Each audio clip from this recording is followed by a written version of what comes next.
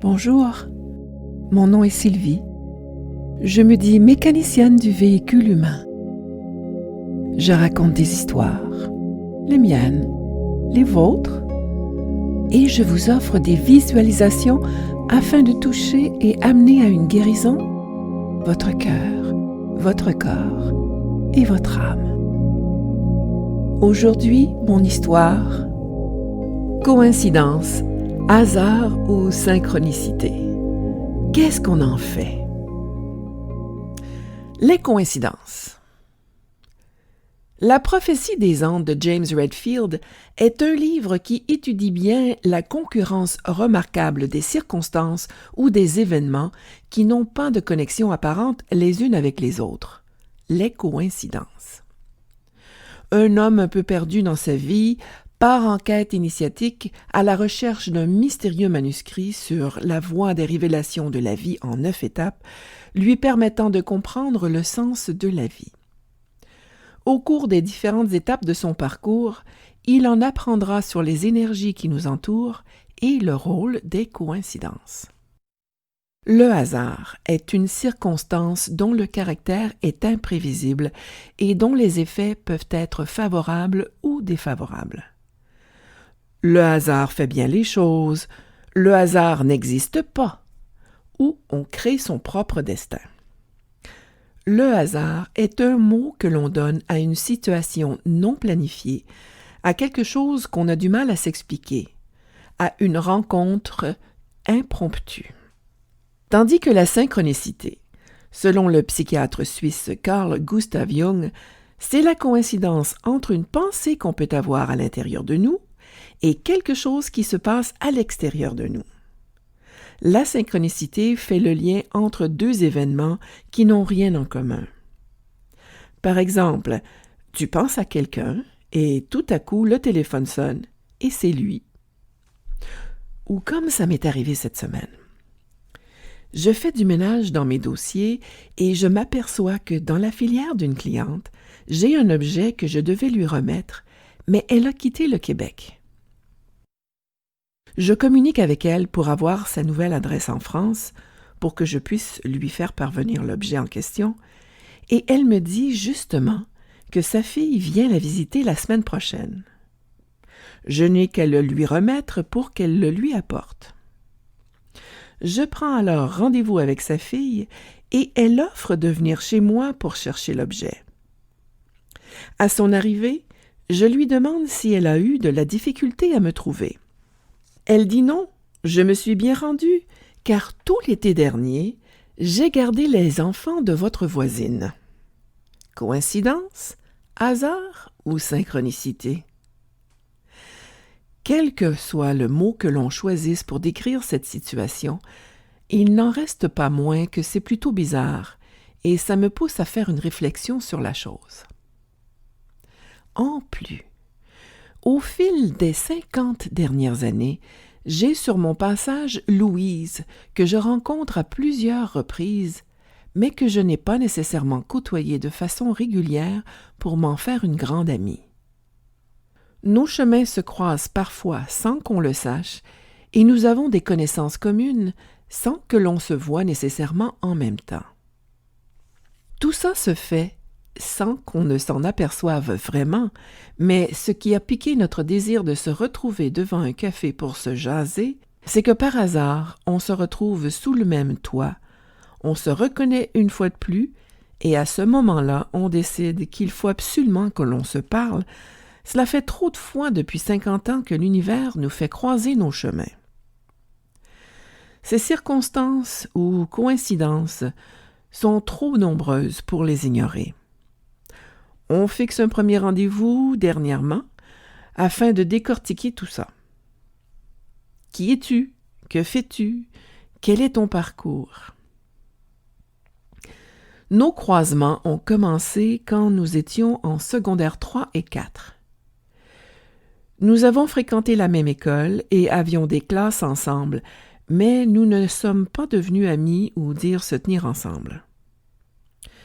Cependant, nous nous sommes vus assez souvent pour être en mesure de se reconnaître, 15 ans plus tard, quand nous avons fréquenté les mêmes classes de la petite enfance avec nos enfants.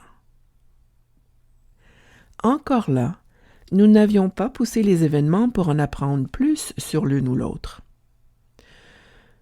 Et on découvre tout en jasant qu'entre-temps, elle a occupé et loué pendant 10 ans pour son travail les mêmes locaux que j'ai moi-même loués pendant 6 ans, 2 ans après qu'elle ait quitté.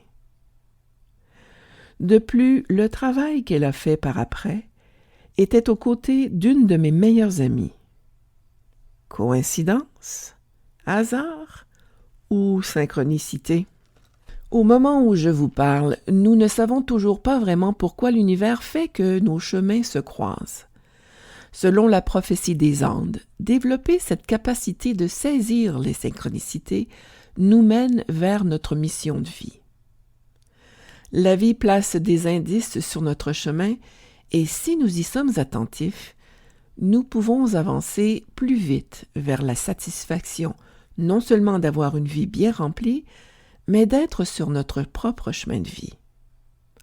Alors, Louise et moi avons l'intention d'investiguer en créant des rendez-vous pour se voir plus souvent, afin de comprendre où et ce que cachent les indices.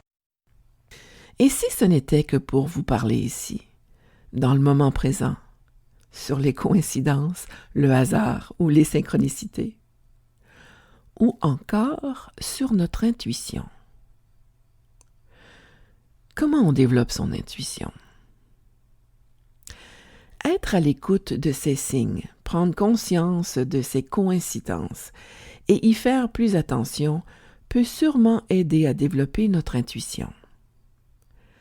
En étant présent à ce qui se passe autour de nous, nous trouverons ainsi plus facilement des réponses à nos questionnements et des solutions à nos besoins. Il est bon de se retrouver avec soi-même dans la méditation, de prendre de grandes marches dans la nature pour que l'on puisse se libérer l'esprit des tracas du quotidien et d'être clairement à l'écoute. Vivre dans le moment présent nous aide à voir plus clair. On vide notre esprit encombré par toutes sortes de choses, ce qui laisse la place à notre intuition, aux idées spontanées et aux solutions créatives. Faites-vous confiance. Écoutez-vous. C'est comme ça qu'on apprend sur qui on est. Nos émotions nous aident. Faisons-leur confiance. Par exemple, vous rencontrez quelqu'un pour une première fois et vous avez de la difficulté à l'approcher. La personne semble bien gentille et vous ne savez pas pourquoi, mais en dedans de vous, une petite voix vous dit de vous méfier. Vous ressentez comme un mal-être inexplicable, une sensation désagréable. Écoutez votre corps, surtout au niveau du cœur. Votre intuition vous parle. C'est probablement un signe que vous ne devez pas côtoyer cette personne pour une raison quelconque, et que vous découvrirez peut-être pourquoi plus tard. Pour s'ouvrir à l'intuition, et puisque la mémoire est une faculté qui oublie, alors si on est tout d'abord attentif à ce qui nous arrive, mais que l'on prend aussi un carnet et que l'on note les circonstances, les événements, les coïncidences qui se produisent dans notre quotidien, même les plus simples, on entraîne notre esprit à les voir. Et comme par magie, ils se produiront plus souvent. Il faut rester dans l'accueil, sans censurer ou juger ce qui nous arrive, puis aller à la découverte. Il s'agit simplement d'aller voir, en dedans de nous, qu'est-ce que ces événements évoquent en nous, pour nous personnellement. J'en conclus qu'il est difficile de couper au couteau ce qui distingue les coïncidences, le hasard ou les synchronicités repérées dans notre vie par notre intuition, nos pensées et nos émotions, mais ce seraient toutes des influences que nous nous attirons et que le fait de les remarquer est le premier pas vers la conscience, le premier pas pour nous aider à tracer notre destinée, à répondre aux exigences de notre propre chemin de vie, afin de former notre meilleur futur.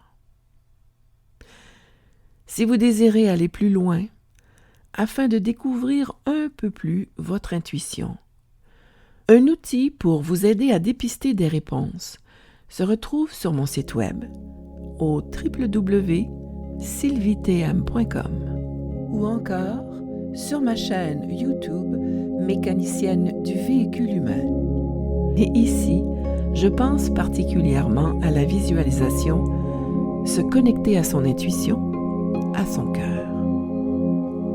Merci d'avoir été avec moi, de m'avoir accompagné, et je vous dis à bientôt au même poste pour entendre encore une autre de mes histoires.